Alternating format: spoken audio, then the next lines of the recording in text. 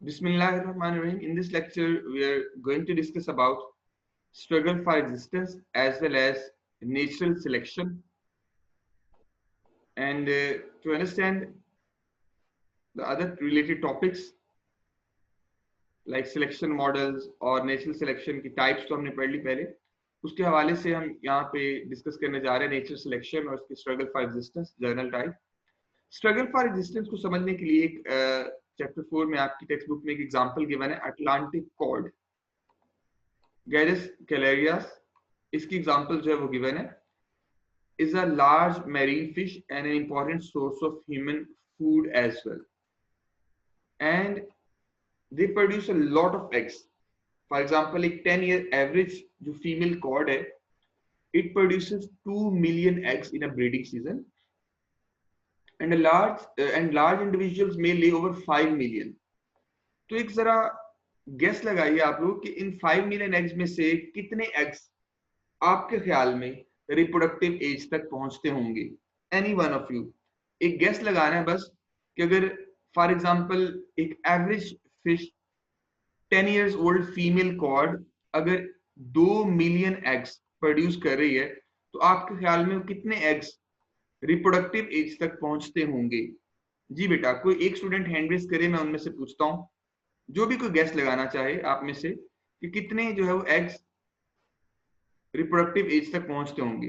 जी answer करना चाह रहे हैं इधर से, जी ला रहा है बेटा, बताइए what do you think.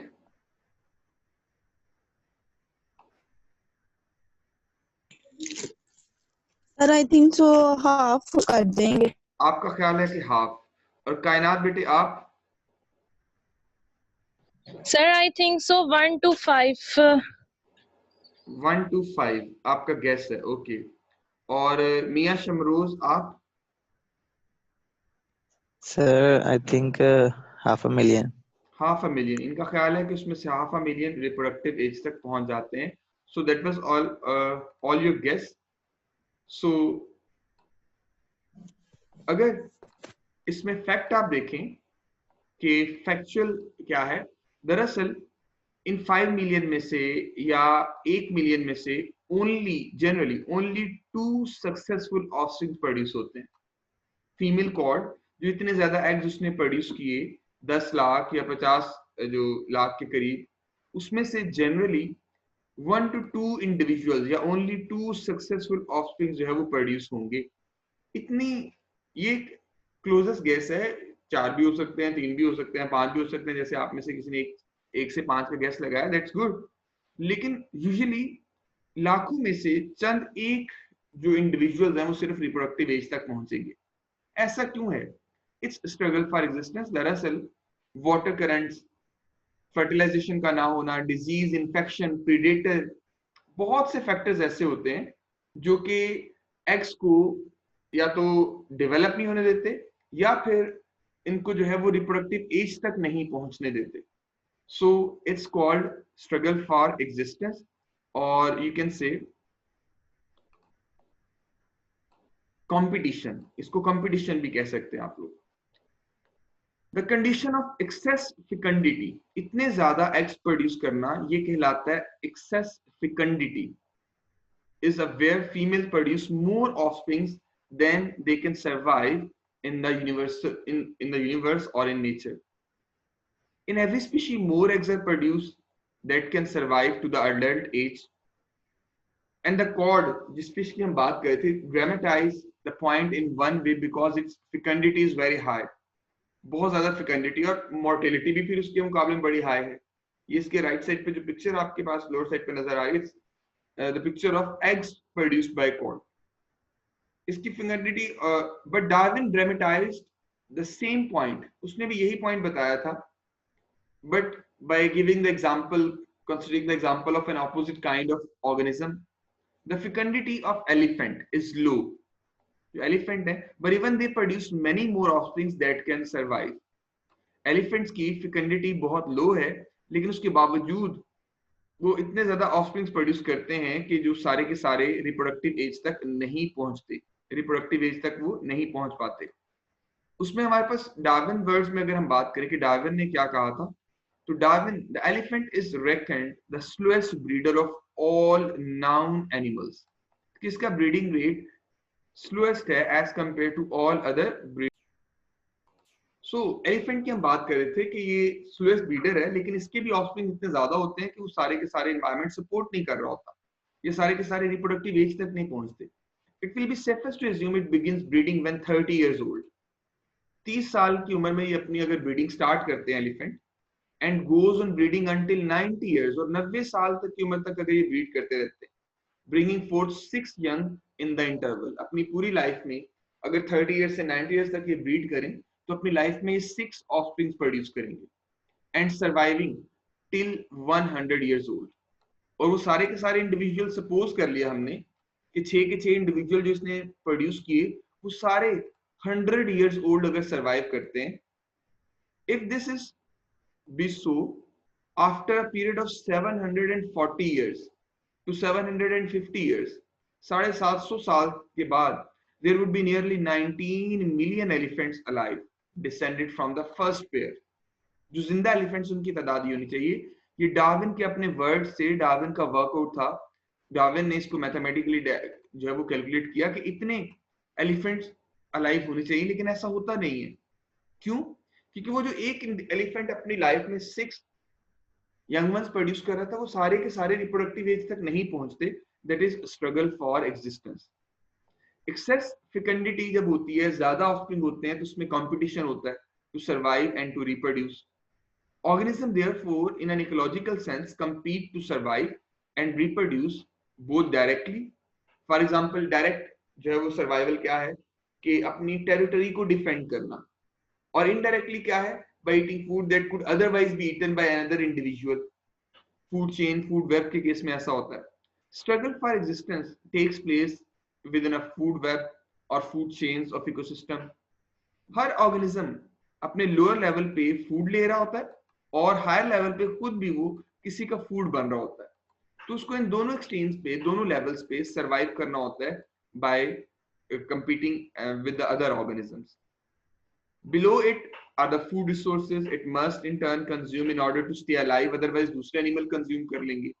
And at the same level in the chain are competitors that may be competing for the same limited resources of food or space। तो ये competition, ये struggle for existence food chain, food web में भी observe किया जा सकता है। Any organism competes most closely with other members of its own species because they have the most similar ecological needs to its own will survive। और जो organism जो है वो अच्छी तरह से compete नहीं कर सकता इन रिसोर्सेज को, वो सर्वाइव भी नहीं करेगा।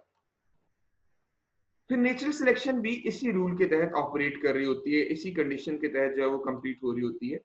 The excess fecundity and consequent competition to survive in every species provide the preconditions for the process Darwin called natural selection. आपने स्ट्रगल फॉर एग्जिस्टेंस की कुछ एग्जांपल्स पढ़ी, अब नेचुरल सिलेक्शन की कंडीशंस आप पढ़ेंगे।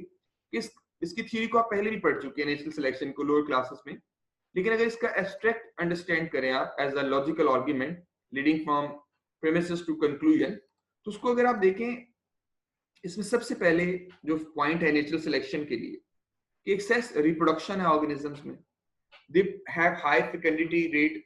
सारे ऑर्गेनिजम्स अपने एनवायरनमेंट की कैरिंग कैपेसिटी से ज्यादा इंडिविजुअल्स को प्रोड्यूस कर रहे होते हैं, and entities must produce to form a new generation. Heredity क्या है फिर? The offspring must tend to resemble their parents, रफली स्पीकिंग उनकी तरह होने चाहिए। हेरिडिटी है, जीन्स ट्रांसफर हो रहे होते हैं। नंबर 3 पे variation in individual characters among the members of the population. If we are studying natural selection on body size, the different individual in the population must have different body sizes। तो variations ये population का एक character है, natural selection का एक character है कि variations आ रही होती हैं। Then variation in the fitness of organism।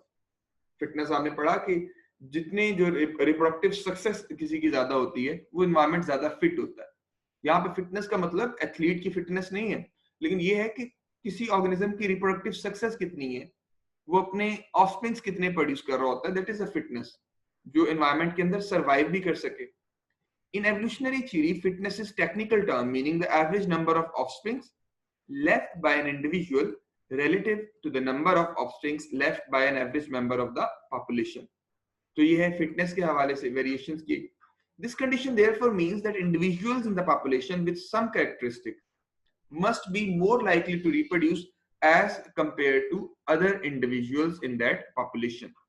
So इसमें एक एग्जांपल दी गई है नेचुरल सिलेक्शन के हवाले से. Natural selection operates if some conditions are met. और एचआईवी का जो वायरस है सक्सेसफुली वो कैसे नेचर में सिलेक्ट हुआ है इसकी लॉजिकल आर्गुमेंट दी गई है इन 4 पॉइंट्स के हवाले से जो आपने पढ़े. रिप्रोडक्शन, हेरिडिटी, देन वेरिएशन और फिर फिटनेस. ये 4 फीचर्स आपने पढ़े. Number 1, the evolution of drug resistance in HIV. कि एचआईवी में डिफरेंट एक्सपेरिमेंट्स किए गए और अभी तक इसके अगेंस्ट कोई प्रॉपर जो है वो ड्रग डेवलप नहीं की जा सकी. ये इसकी नेचुरल सिलेक्शन किस तरह से हुई है. The usual form of HIV has reverse transcriptase that binds to the drugs called nucleoside inhibitors as well as proper constituents of DNA. ये ड्रग जो है वो यूजुअल फॉर्म यूज की गई है HIV के against. A, C, G and T, adenine, guanine, cytosine and thiamine. In particular, one nucleotide inhibitor called 3-thiamine and cytosine is a molecular analog of cytosine. Cytosine से मिलता जुलता एक उसका analogue बनाया गया. जब रिवर्स ट्रांसक्रिप्शन हो रही होती है तो ये जो इनहिबिटर मॉलिक्यूल है इंस्टेड ऑफ साइटोसिन बाइंड कर जाता है और chain elongation is stopped and the reproduction of HIV is also stopped. ये एक मैकेनिज्म थी रिवर्स ट्रांसक्रिप्शन का जो स्टेप है एचआईवी के लाइफ साइकिल में उसको रोकने के लिए. और लेकिन इसमें जाहिर उसने इनिशियल रेजिस्टेंस प्री ट्रीटमेंट ये कंडीशन है. इसमें जो ये कलर्स आपको नजर आ रहे हैं वाइल्ड टाइप एचआईवी और जो डिफरेंट कलर्स नजर आ रहे हैं वेरिएशन के साथ they are resistant. Pre treatment condition ये थी, आफ्टर ट्रीटमेंट ये थी. जबकि जिनमें रेजिस्टेंट जिन स्ट्रेन्स में डेवलप होगी एडहेरेंस प्रॉब्लम्स उनके अंदर आप देखें कि रेजिस्टेंट स्ट्रेन्स कितनी तेजी से ज्यादा डेवलप हो गए हैं एंटी रेट्रोवायरल थेरेपी में जब इसको ट्रीट किया जा रहा होता है. In the presence of the drug 3TC the HIV population in a human body evolves a discriminating form of reverse transcriptase, a form that does not bind 3TC but does bind C. उन्होंने modify कर लिया कि drug present है, original virus जो है उसकी species के अंदर ड्रग अगर उसको ऊपर अप्लाई की जा रही है तो पहले वो ड्रग की जगह पे साइटोसिन बाइंड नहीं कर पा रही थी और ट्रांसक्रिप्शन स्टॉप हो रही थी रिवर्स ट्रांसक्रिप्शन. लेकिन उन्होंने एक मॉडिफाइड फॉर्म डेवलप कर ली कि अब ड्रग की बजाय वो बाइंड कर सकते हैं 3TC को. The HIV has evolved drug resistance. The frequency of the drug resistance HIV increases from an undetectably low frequency at the time the drug is first given to the patient up to 100% about 3 weeks later.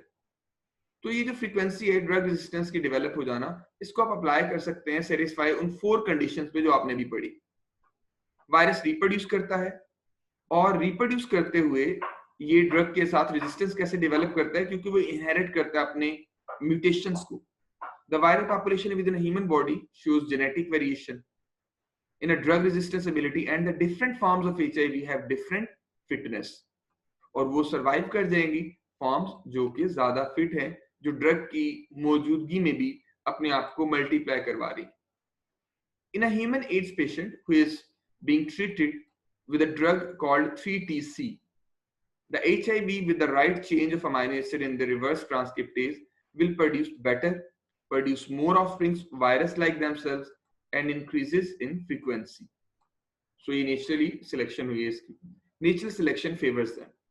तो ये natural selection के 4 steps हैं जिसको आप comprehend करेंगे. इसकी और भी examples जो mention की जा सकती हैं in case of different organisms, but that was the example of HIV. Thank you so much. It was all about today's lecture.